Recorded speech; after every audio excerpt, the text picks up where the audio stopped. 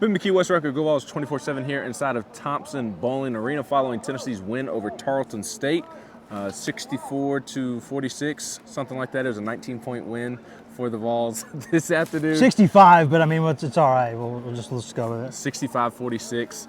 It was that kind of game. It was very ho-hum, very Georgia Southern-esque, but Rick Barnes was not as upset after tonight's game as he was after Georgia Southern, and I think part of that is because he respects Tarleton State, and not that he didn't respect Georgia Southern, but Tarleton State is a much better basketball team than Georgia Southern. I agree with that, and I also think there's different kinds of disappointment, right? Like if you don't make shots, Rick Barnes will live with that if your defense is what it needs to be, and that frustrates some people, but that's Tennessee basketball. You go out there and you play defense, you know, you can miss shots, but defense and rebounding, they travel. Tennessee played defense tonight. When you hold an opponent to 46 points, Rick Barnes is not going to be that upset with you. He might act like he is, but at the end of the day, you win by 19 points, you hold the opponent to 46. I don't think he's that bothered. No, the defense was terrific. And watching Tarleton State, look, I mean, I had no idea Tarleton State was a thing before I looked at the schedule this season, if I'm being completely honest. But I was very impressed watching them tonight. That is a good basketball team, not a team that's probably going to make the NCAA tournament, but a team that's probably going to win a lot of games within its conference.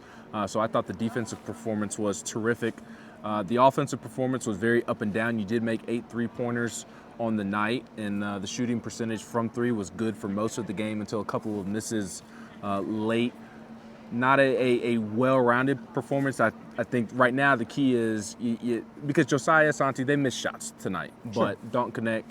Jordan Gainey had a nice night, but Rick talked after the game about their ankles that they turned at North Carolina still bothering them, especially connect. Yeah, I mean, they're clearly not 100% healthy. I mean, you just don't see the same explosiveness. You don't see the same kind of lift and the same sort of lateral quickness stuff. And that's going to happen, right? But Tennessee gets a longer Christmas break than usual this year, and I think that's a really good thing. No games until January 2nd. 11 days. Yeah, so you get a lot of days to get healthy, right? I mean, you're going to be expected to go in there and bang and be physical when practice resumes, but you get a few days to relax a little bit, and I think that's good. This team has played a really hard schedule. Traveled a lot. It's been all over the United States, basically. It seems like all 50 states almost at some point.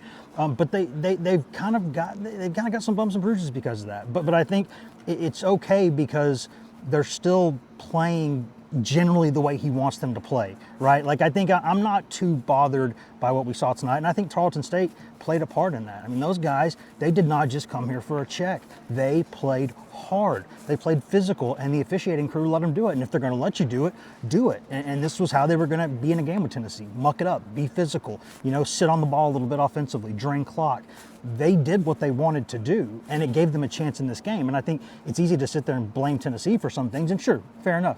But I think Tarleton State deserves credit too. I was impressed with that team. They're a good team from the WAC, and I think they're going to give some people some problems. They're what, 8-3 or 7-3? They're all right. Yes, they're very good. I think 8-4 after tonight's loss. I couldn't get the final score right, so only fair. But they do need to get Dalton Connect going, obviously, at some point. It's not totally the ankle. Rick Barnes, for 3 straight availabilities now, he spoke to me about it Saturday night in San Antonio after the NC State win, and talked about it tonight at practice the other day. He's seeing different things. Guys or teams are filling gaps, and he's seeing a lot more guys thrown his way. And there's an adjustment that's going to have to be made because he has not played at this level. No, I think it's a combination of 3 things quickly, Ben. I think one thing is the ankle and all that. I think the second thing is the way people are coming at him, the way people are attacking him with the athleticism and skill they have to go after him.